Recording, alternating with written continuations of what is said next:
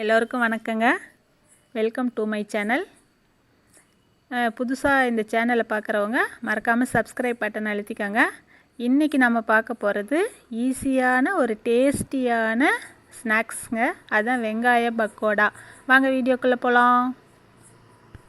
இப்போ நம்ம இதுக்கு தேவையான பொருட்கள் என்னென்னு பார்த்துடலாம்.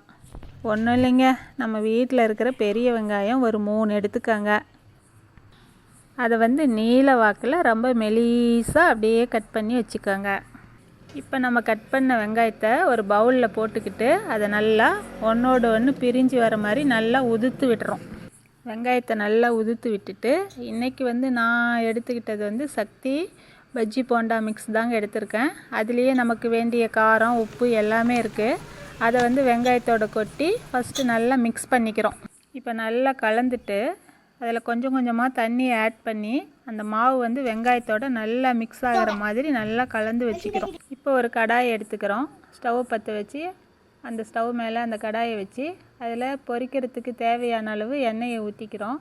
எண்ணெய் நல்லா சூடான உடனே இப்போ நம்ம என்ன பண்ணுறோம், இந்த பக்கோடா மாவை எடுத்து அப்படியே பக்கோடா சைஸில் போட்டு எடுக்கிறோம்.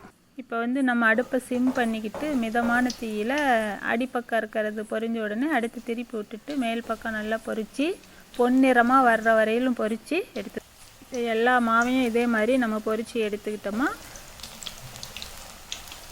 சுவையான பக்கோடா ரெடி. இது நம்ம எந்த டைமில் சாப்பிட்லாம் அப்படின்னா ஈவினிங் டீ டைமில் எடுத்துக்கிட்டோமா ரொம்ப டேஸ்ட்டாக இருக்கும்.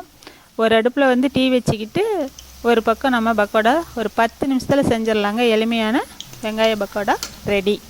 சுவைச்சி பாருங்கள். நீங்களும் சமைச்சி சாப்பிட்டு சுவைச்சி பார்த்துட்டு கமெண்ட் பாக்ஸில் சொல்லுங்கள் எப்படி இருந்துச்சுன்னு. லைக் பண்ணுங்கள், ஷேர் பண்ணுங்கள், மறக்காமல் சப்ஸ்கிரைப் பண்ணுங்கள். அப்படியே பக்கத்தில் இருக்கிற பெல் ஐக்கானை அழுத்திக்காங்க. தேங்க்யூ.